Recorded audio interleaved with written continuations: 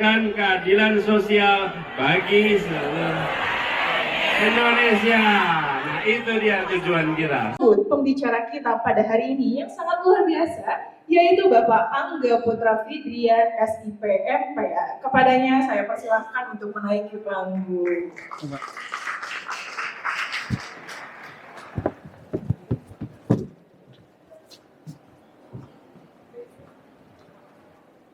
Terima kasih.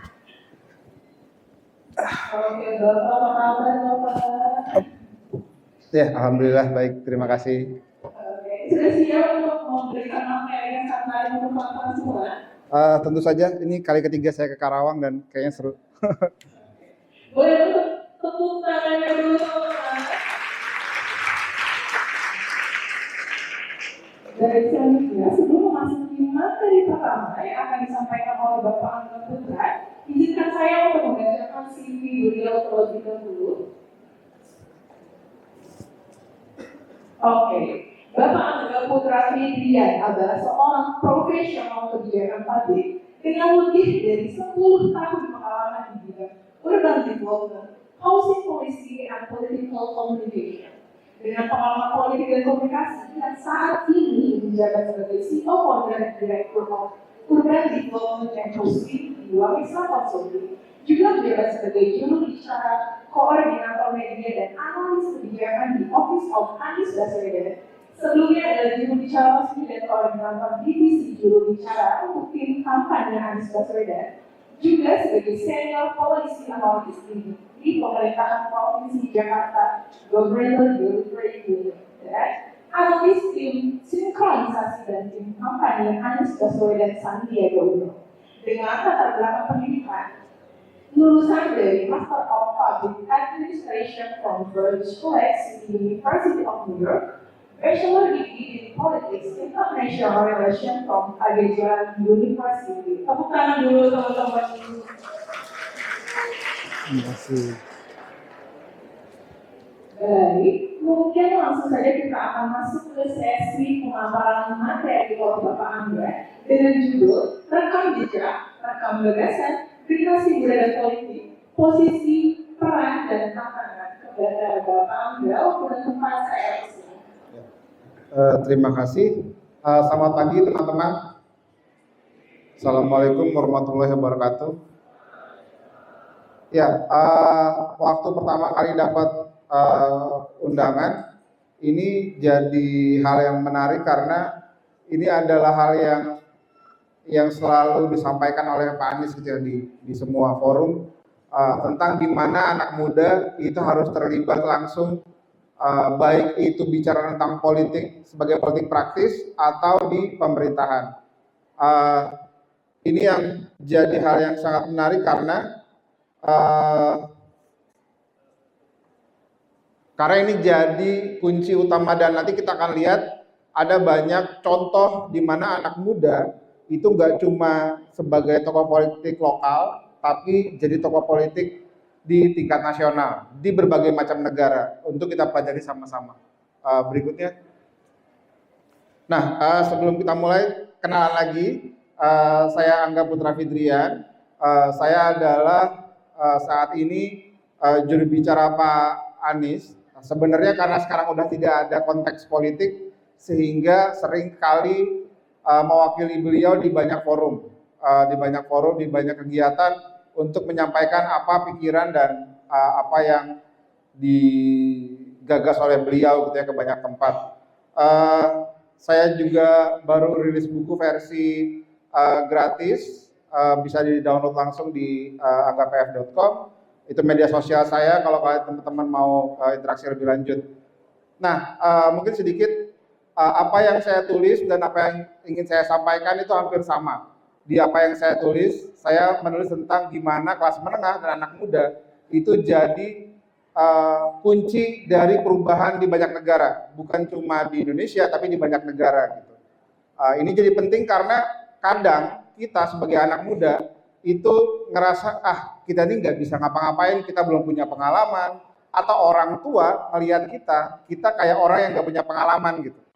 Anak muda bisa apa sih? Di belahan dunia lain itu anak muda bisa ngapa-ngapain, lebih tepatnya gitu. Di Indonesia aja mungkin lihat orang tua ngeliat anak muda bisa ngapain sih. Itu yang berikutnya. Nah, oh ini agak ini ya. Ya nggak apa. Teman-teman, ini yang beberapa bulan lalu itu ada jurnal yang dikeluarkan oleh Burhan Muhtadi, Eva Warburton sama Liam Gaiman. Salah satu temuannya, ini temuan penting untuk teman-teman juga meresapi itu ya, bahwa Gen Z itu, Gen Z, karena teman-teman mungkin di sini mayoritas Gen Z ya, nggak mungkin ada yang Gen Alpha kan ya, nggak mungkin, pasti Gen Z semua rata-rata. Nah, Gen Z itu yang lahir di era demokrasi, nganggap demokrasi itu sebagai hal yang given. Beda mungkin sama saya nih, generasi milenial milenial awal, kami itu masih merasakan gimana ada di rezim otoriter Orde Baru. Di akhir masa Soeharto, rezim otoriter Orde Baru itu kami masih ngerasain, kami masih ngalamin. Meskipun belum ikut dalam gerakan kampanye, demonstrasi 98, tapi kami masih ngelihat senior-senior mahasiswa itu gerak demonstrasi untuk meminta demokrasi yang lebih baik gitu. Mungkin teman-teman lahir kan sudah demokrasi gitu ya, lahir sudah di era Pak SBY mungkin, atau di era Pak SBY, di mana waktu itu demokrasi Indonesia itu sedang bersemi gitu, sedang jadi situasi yang umum. Makanya mungkin bagi teman-teman Gen Z, demokrasi itu hal yang given aja, nggak ada masalah gitu. Nah, poin kedua, Gen Z menunjukkan kepuasan tertinggi terhadap praktik demokrasi di Indonesia. Namun, itu terjadi saat kualitas demokrasi sedang menurun. Data BPS, data banyak lembaga internasional bilang demokrasi Indonesia itu setback itu menurun gitu.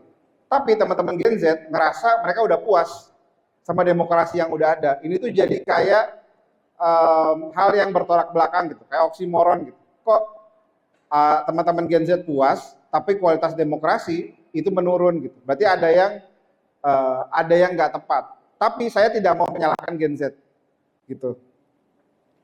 Gen Z merasa demokrasi sebagai sistem yang paling baik, namun tidak memperhatikan sikap kritis terhadap pembunuhan demokrasi. Ya, tadi karena mereka udah puas, jadi ngerasa nggak perlu kritis gitu. Nah, ini juga salah satu yang sangat penting, bahwa Gen Z melihat politik itu ada pada daya tarik personal, bukan pada rekam jejak sama substansinya.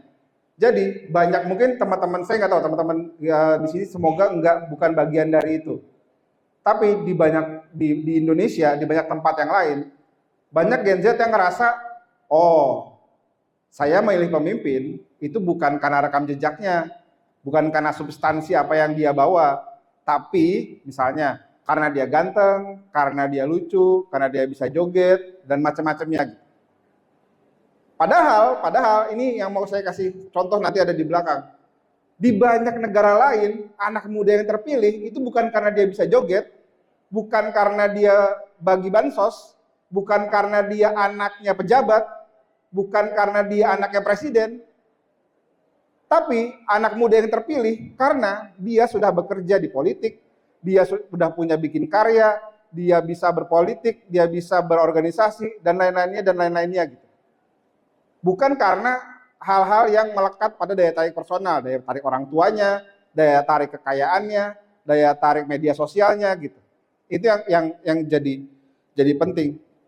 Nah, kedepannya perlu ada edukasi yang lebih aktif gitu ya. Nah, teman-teman, tapi itu bukan salahnya teman-teman Gen Z. Itu bukan salahnya teman-teman Gen Z. Itu salahnya kampus, universitas, dan orang-orang yang punya pengetahuan tentang demokrasi yang tidak memberikan pengajaran yang tepat, pendidikan politik yang tepat ke teman-teman semua. Karena mau nggak mau teman-teman Gen Z ini kan hanya menerima ya, posisinya itu belajar dari orang yang mengajarkan. Yang mengajarkan itu siapa? Kampus, senior-senior di organisasi, politisi-politisi yang ada di pemerintahan, itu yang memberikan edukasi politik ke teman-teman. Teman-teman dapat 10 tahun kemarin gitu, dikasih lihat bahwa pemimpin politik itu harus pencitraan, harus bagi-bagi bansos dan lain-lainnya, ya teman-teman akan ngelihat, oh mungkin itu yang memang harus kita lakukan ya gitu. Berpolitik itu bagi-bagi bansos ya. Berpolitik itu pencitraan ya, nggak perlu pinter loh buat berpolitik. Itu bukan salah teman-teman, itu salah dari orang-orang tua yang ngasih contohnya kayak gitu. Pendidikan politiknya juga, kapan terakhir teman-teman mendapatkan pendidikan politik yang bilang bahwa tujuan kita berpolitik adalah menegakkan keadilan sosial, mewujudkan keadilan sosial, melunasi janji keadilan sosial untuk seluruh rakyat Indonesia. Coba teman-teman, kira-kira senior teman-teman terakhir yang bicara gitu siapa? Jangan-jangan pendidikan politiknya cuma sini Dinda, teknis itu Dinda. Jangan-jangan lebih banyak senior-senior yang ngajarin kayak gitu. Kanda-kanda, ini proposal kanda gitu. Jangan-jangan lebih banyak senior-senior yang ngajarin gimana caranya proposal, bikin kegiatan. Tolong dong demoin ini nih, karena si ini nggak beres gitu-gitu. Bukan ngomongin tentang social justice, tentang keadilan, tentang sila kelima, tentang janji dari para pendiri bangsa, keadilan sosial bagi seluruh rakyat Indonesia. Itu. Dan sekali lagi bukan salah teman-teman Gen Z, salah orang-orang tua, salah senior-senior yang tidak memberikan pendidikan politik yang tepat ke teman-teman. Berikutnya, nah ini adalah 4 orang anak muda yang ngebangun rekam jejaknya, yang punya moral, yang punya prestasi, sehingga akhirnya mereka ada di posisi yang sangat penting. Pertama, Pita Limjaroenrat. Dia adalah calon Perdana Menteri, hampir jadi Perdana Menteri Thailand. Usianya masih 30-an, dia mimpin partai Move Forward Party. 2023 di Indonesia sempat ramai. Yang kedua, Gabriel Boric, presiden termuda di Chile. 34 tahun pas dia jadi presiden. Yang ketiga, teman-teman pasti ngikutin kemarin lagi rame, Zohran Mamdani, 34 tahun jadi wali kota New York. Yang terakhir, Alexandria Ocasio-Cortez, mantan barista di New York, jadi anggota Kongres, dan sekarang bersama Ilhan Omar, bersama Rashida Tlaib, jadi poros progresif di tidak hanya di Kongres, tapi di Partai Demokrat Amerika Serikat. Next. Lanjut. Nah, teman-teman, Pita itu memulai politik di usia 30-an. Dia jadi ketua partai politik. Dia berhasil membawa partainya, Move Forward Party, dari posisi ketiga dalam 5 tahun bisa jadi partai terbesar dengan kursi terbanyak di parlemen Thailand. Dengan sistem parlementer, harusnya ketika dia menang, dia bisa jadi Perdana Menteri. Tapi karena di Thailand ada sistem politik yang berbeda, pada akhirnya dia diintervensi oleh tentara dan kerajaan, sehingga dia nggak jadi Perdana Menteri. Tapi yang perlu digarisbawahi, apa yang dia bawa, apa yang Pita bawa, itu adalah tentang lese majesté atau reformasi kerajaan dan keadilan sosial buat masyarakat Thailand. Basic UMR-nya dinaikin, pensiun, dan lain-lainnya. Kedua, Gabriel Boric. Gabriel Boric itu memulai aktivitas politik elektoralnya di usia teman-teman. Jadi mahasiswa, jadi aktivis mahasiswa, bikin Penguin Revolution. Teman-teman kalau bisa cek, baca sendiri, ada Penguin Revolution, salah satunya penggeraknya adalah Gabriel Boric. Dia berpolitik praktis, bikin koalisi luas atau Frente Amplio di Chile. Lalu ketika ada social outburst, ada demo, jadi 2019 itu teman-teman ada demonstrasi besar social outburst di Chile. Kenapa masalahnya? Karena harga Subway itu naik 40 peso atau 0,4 sen dolar. Mungkin berapa ya? 4 sen itu 2000, mungkin 1.500, 2.500 rupiah. Naiknya cuma segitu. tapi memicu social outburst di Chile. Boric dan teman-temannya yang sudah berpolitik dan mengorganisir gerakan dalam waktu lama, memimpin gerakan tersebut, memimpin referendum, sehingga akhirnya dia bisa jadi presiden. Usianya usia mahasiswa seperti teman-teman ketika dia mulai berpolitik. Zohran Mamdani juga sama. Kalau teman-teman sering lihat postingan sekarang analis politik di Indonesia bilang, oh karena kontennya bagus, karena cara media sosialnya keren. Mohon maaf, itu salah. Karena Zohran berpolitik praktis sejak 2018. Berpolitik praktis bersama gelombang, ini teman-teman kalau mau pelajari lebih lanjut juga ya. 2016 ada namanya Bernie Sanders, dia maju sebagai calon presiden dari konvensi Partai Demokrat. Setelah dia maju sebagai calon presiden, dia bawa anak-anak muda untuk masuk ke politik praktis. Salah satunya AOC. Dan turunan berikutnya adalah Zohran Mamdani. Anak muda berpolitik di usia 24 tahun, saat masih ya usia-usia teman-teman berpolitik praktis, nggak ada masalah dan berprestasi. Lalu berikutnya adalah AOC, barista, mantan tim kampanye Bernie Sanders, maju ke Kongres, mengalahkan petahana, akhirnya dia jadi anggota Kongres sampai hari ini. Kuncinya apa teman-teman? Kuncinya anak muda berpolitik berintegritas itu penting, tidak perlu takut gitu, ngerasa diremehan. Next. Nah, teman-teman, ini yang jadi penting. Ketika ngomongin moralitas integritas, apa sih yang mau kita pegang? Pertama, yang sangat penting kita pegang itu adalah nilai, value. Indonesia itu udah punya nih tataran value yang penting. Adanya di mana? Adanya di Pancasila. Ini adalah value utama dari Pancasila, teman-teman. Pertama, value-nya ketuhanan. Kedua, value-nya adalah hak asasi manusia. Yang ketiga, value-nya adalah persatuan. Yang keempat, musyawarah mufakat. Yang kelima adalah keadilan sosial. Jadi, ketika teman-teman berpolitik dan lain-lainnya, pegangannya harus ini gitu. Ketika ada kebijakan yang tidak pro hak asasi manusia, ya nggak usah diikutin. Kenapa harus diikutin?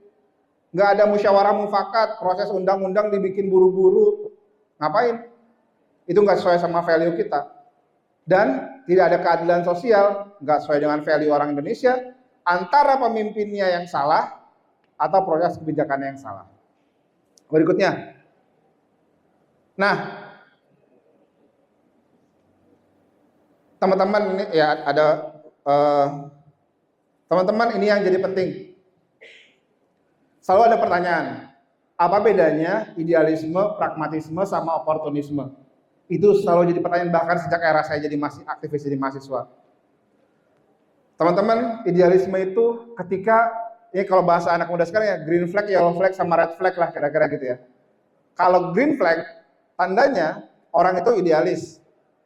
Dia punya inti, dia punya core value apa nih saat mengambil keputusan, keadilan sosial, hak asasi manusia, apa dan segala macamnya. Ketika orang ketemu dilema, terus harus memutuskan dan bisa memutuskan sesuai dengan idealisme, ya green flag, dan itu paling gampang. Nah, yang jadi masalah, ketika dia ketemu dilema, dan dia harus memutuskan, mengambil keputusan yang nggak bagus, yang cenderung nggak sesuai dengan keinginan khayalayak ramai, tapi dia tetap bisa megang nilai. Nilai itu jadi kayak moral kompas, jadi kayak mercusuar gitu teman-teman. Kalau teman-teman ini ya, di kapal kan ada mercusuar, dia sebagai panduan. Nah, pragmatis itu, gambarannya kayak belok sedikit keluar dari yang seharusnya, tapi dia tahu kemana dia harus kembali.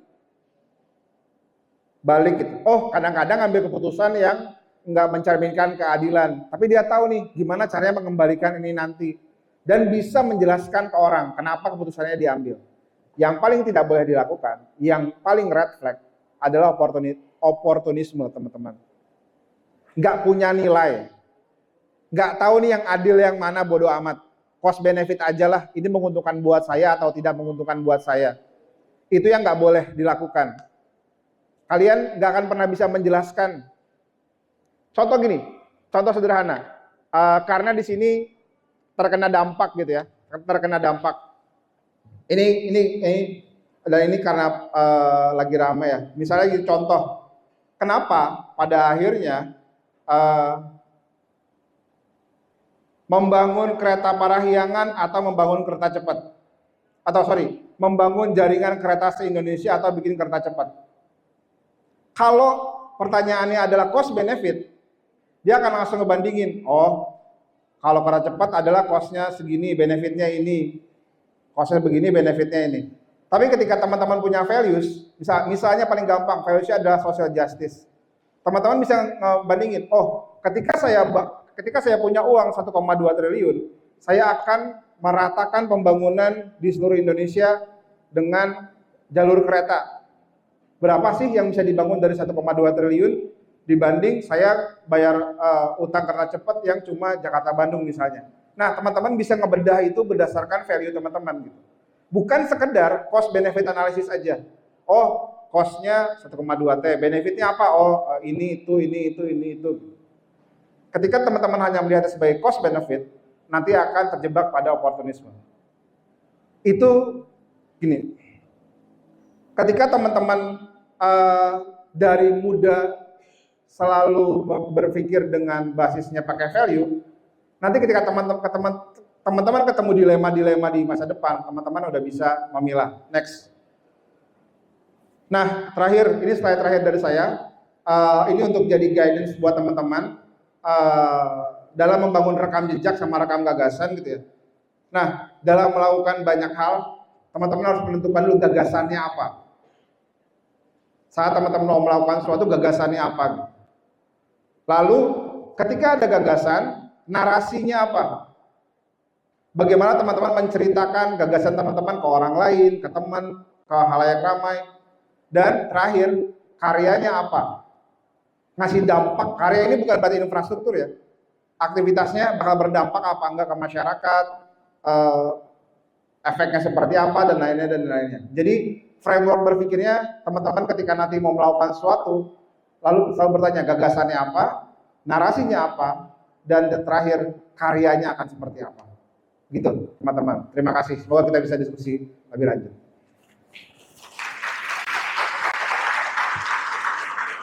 Oke, dari produsen kalian berapa pemaparan sudah habis. Tapi tenang saja, karena akan ada sesi tanya jawab. Baik, selanjutnya kita akan masuk ke sesi tanya jawab. Di sini saya akan memberikan kesempatan kepada 3 orang penanya.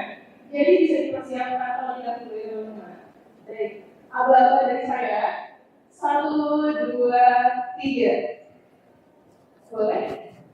Saya yang pakai baju coklat. Mohon izin Bapak pertanyaan mau ditampung terlebih dahulu. Iya, boleh biar nanti sekalian. Kita lanjut ke penanya kedua. 1, 2, 3. Boleh. Boleh maju ke depan mungkin. Oke, untuk penanya terakhir. 1, 2, 3. Boleh.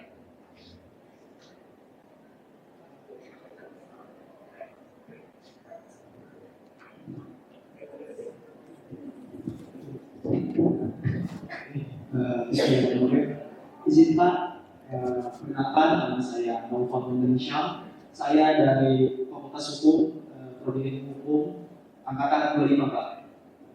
Izin bertanya Pak, kan saya lihat ini kan ada berita tentang isunya kembali GBHN Pak, atau garis-garis besar haluan negara yang dibicarakan oleh MPR Pak.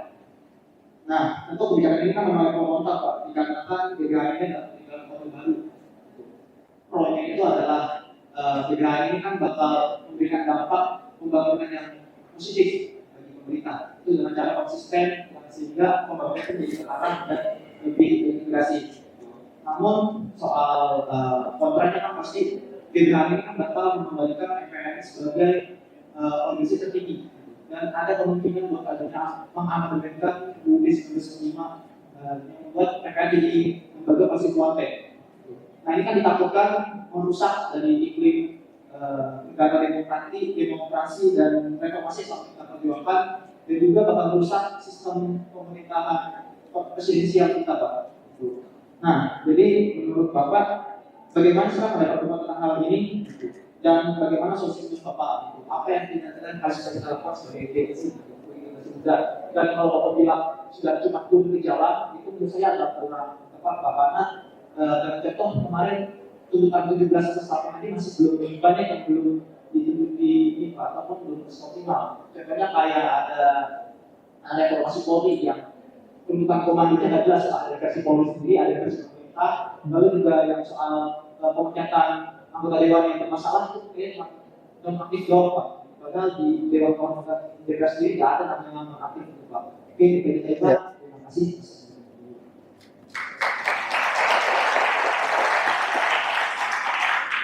Baik, sebelumnya Pak, perkenalan nama saya Yusuf Habibi dari Prodi Ilmu Pemerintahan Angkatan 25. Saya ingin memberikan pendapat saya Pak masalah demokrasi. Untuk kami Gen Z, demokrasi itu kami ingin berkembang Pak. Cuma menurut saya dari pemerintahannya itu ingin sekali kayak menghilangkan demokrasi itu tersebut. Apalagi dalam bukunya Prabowo itu menegaskan bahwa demokrasi itu sangat melelahkan dan ia ingin menghapus demokrasi Pak. Saran Bapak bagaimana agar demokrasi di Indonesia ini berkembang Pak, dan bagi kita sebagai Gen Z mempelajarinya dengan baik.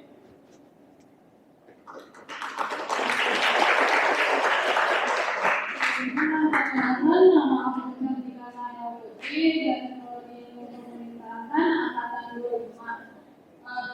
Aku cuma mau minta saran atau cara untuk membangun hubungan yang baik dengan masyarakat ketika masyarakat saja sudah tidak percaya lagi dengan pemerintah. Itu aja.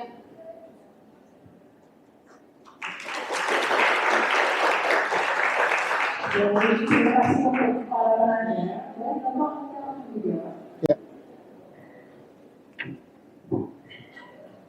Ya, terima kasih teman-teman. Pertama Yusuf, saya jawabnya ini ya, Yusuf Habibi. Demokrasi sangat melelahkan, betul. Demokrasi itu melelahkan. Tapi itu adalah sistem yang paling baik untuk kita semua.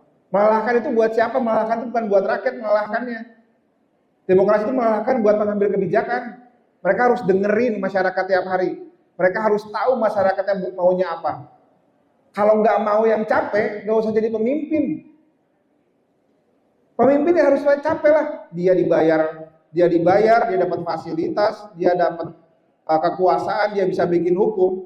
Kalau dia nggak mau bekerja yang capek, nggak usah jadi pemimpin. Pemimpin itu harus capek. Saya bicara bukan nggak praktek. Waktu saya menemani Pak Anies di Gubernur DKI Jakarta, teman-teman kalau tahu Kampung Akuarium, itu ya saya yang bikin teman-teman. Dan proses bikinnya, itu bisa seminggu 3 kali, seminggu 4 kali ketemu masyarakat, capek. Tapi memang itu kan yang harus dilakukan. Saya bisa aja dengan kekuasaan, Pak Anies bisa aja dengan kekuasaan. Teman-teman Kampung Akuarium, saya maunya bikinnya rumahnya kayak gini ya. Udah teman-teman duduk aja, nggak perlu ikut campur, biarkan pemimpin yang memutuskan semuanya. Itu bukan yang seharusnya dikerjakan oleh pemimpin. Demokrasi melelahkan, ya.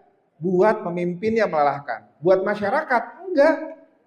Memang itu yang baik buat masyarakat. Ketika teman-teman tahu mana yang baik, mana yang tidak baik dari yang apa teman-teman rasakan, itu demokrasi. Dan itu harus disampaikan ke pemimpin. Jadi kalau ada pemimpin yang bilang demokrasi itu melelahkan, ribet, kayaknya nggak usah jadi pemimpin sih. Gitu aja. Jadi ketika teman-teman ini berlaku bukan cuma di pemimpin nasional. Ketika teman-teman ketemu kepala daerah, pilkada, bupati, teman-teman bilang demokrasi ini bikin capek ya, teman-teman bisa bilang, Bapak kalau bilang Bapak Bupati kalau bilang demokrasi ini capek, ini Bapak harus jadi pemimpin deh. Gitu. Capek itu buat Bapak, bukan buat kami, karena itu demokrasi paling bagus buat kami rakyat. Gitu. Gitu teman-teman. Jadi demokrasi memang melelahkan, tapi melelahkannya bukan buat rakyat, melelahkannya buat pemimpin. Kalau pemimpin nggak mau capek, nggak usah jadi pemimpin. Gitu kira-kira. Lalu GBHN kembali Orde Baru konsisten amandemen Undang-Undang Dasar 17+8. Kuncinya teman-teman bukan apakah GBHN ini benar atau tidak bagus, jelek atau enggak. Kuncinya adalah waktu perubahan Undang-Undang Dasar dilakukan, teman-teman diajak ngobrol enggak? Teman-teman dicari tahu enggak? Anggota DPR, anggota MPR yang mewakili dapil teman-teman, cari tahu enggak pendapat teman-teman kaitan sama undang-undangnya itu apa? Nih teman-teman, Zohran Mamdani yang tadi saya sebutkan, dia itu kita tahu, dia itu terbuka, kita bisa cek, dia mendukung 20, dia mensponsori atau menginisiasi 20 undang-undang atau perda lah kalau di sini ya. 3 diantaranya disahkan. Dia mendukung 256 rancangan perda di sana gitu. Sebagai co-sponsor, bukan inisiator utama. Pertanyaan buat teman-teman. Teman-teman tahu nggak anggota DPR yang mewakili Dapil Karawang ngedukung undang-undang apa aja? Pendapatnya dia di parlemen itu apa aja? Dia di parlemen ngapain aja? Tahu nggak? Nggak tahu. Karena parlemen kita tidak didesain untuk terbuka ke teman-teman semua. Teman-teman yang mungkin milih Golkar, dulu milih Nasdem, dulu milih apapun. Nah, daripada memperdebatkan, menurut saya, daripada memperdebatkan, oh GBHN ini bagus apa enggak, segala macam dan segala macamnya, apakah ini kita akan amandemen, posisi kita seperti apa, yang perlu teman-teman tuntut adalah, kalau mau amandemen Pak, kita diajak ngobrol.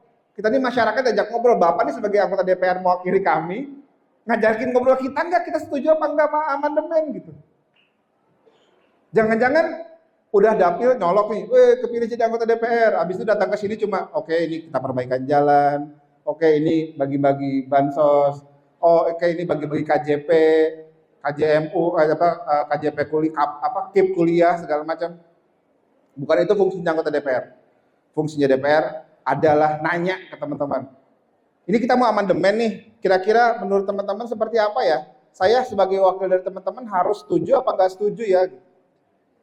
Itu namanya partisipasi politik yang sebenarnya yang bermakna. Pertanyaan berikutnya nih, ketika kemarin teman-teman dengar peringatan darurat, itu kan anggota DPR pengen revisi undang-undang pilkada secara buru-buru. Anggota DPR nanya nggak ke teman-teman nih? Kira-kira teman-teman kalau anak kemarin kan usianya udah diubah nih dari 40, belum 40 bisa jadi presiden. Kalau sekarang belum 30 bisa jadi gubernur, menurut teman-teman gimana? Setuju apa enggak? Kalau nggak pernah ada yang nanya, teman-teman daripada sibuk, menurut saya daripada sibuk membahas amandemen Orba atau enggak, tapi tanya ke wakil rakyat yang mewakili teman-teman, fungsinya mereka sebenarnya ngapain aja kemarin.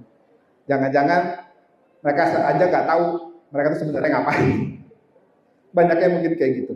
Terakhir, hubungan baik dengan masyarakat ketika masyarakat nggak percaya. Masyarakat tuh nggak percaya sama pemerintahan karena nggak pernah diajak ngobrol. Serius, saya ngalamin waktu ngebangun kampung akuarium. Ketika teman-teman kampung akuarium dengar bahwa Pemprov akan menggusur mereka, nggak mau ngajak ngobrol, mereka nggak akan percaya. Tapi kami datang, bilang, oke teman-teman mau apa? Kami punya program, kita duduk bareng, yuk kita omongin sama-sama. Komunikasi dua arah, kepercayaan itu terjadi dan terbangun. Intinya terbuka, transparan, dan sesuai antara pikiran sama perbuatan. Lama-lama mereka percaya, susah, tapi ya itu harus dijalanin gitu kira-kira. Terima kasih.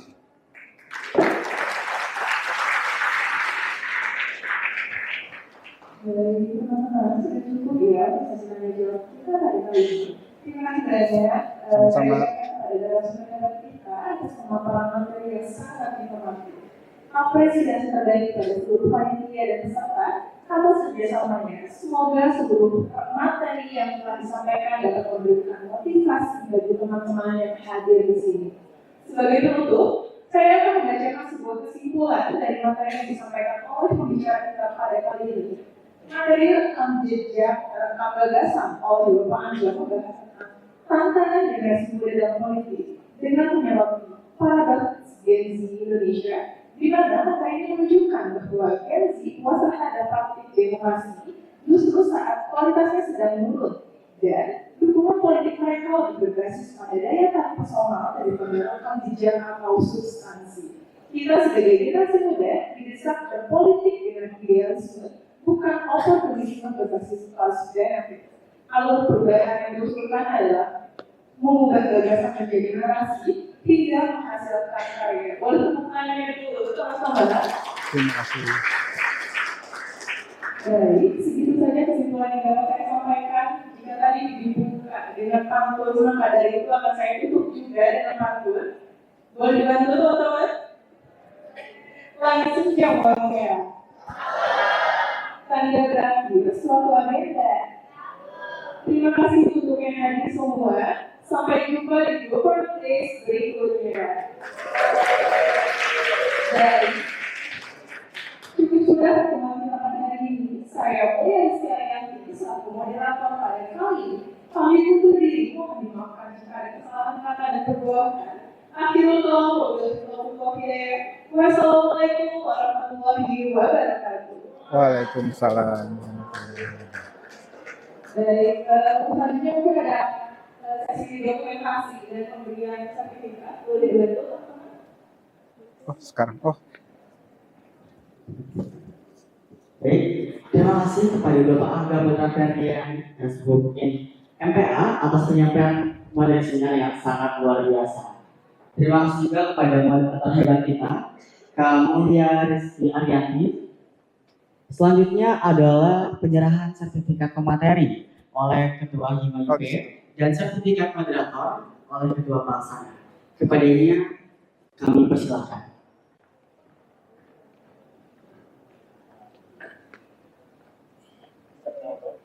oh gimana nih? Oke.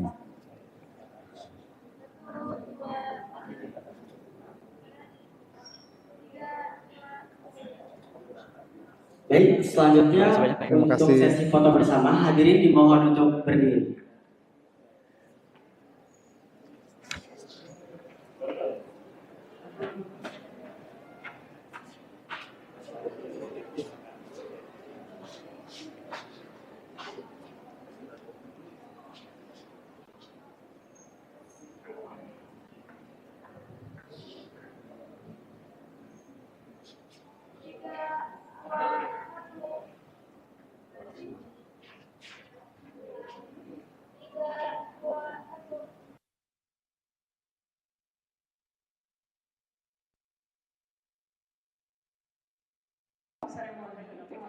Baik, terima kasih Kak Mulia. Hadirin dipersilakan untuk duduk. Ya. Baiklah, hadirin kami menghimbau bahwa di belakang panggung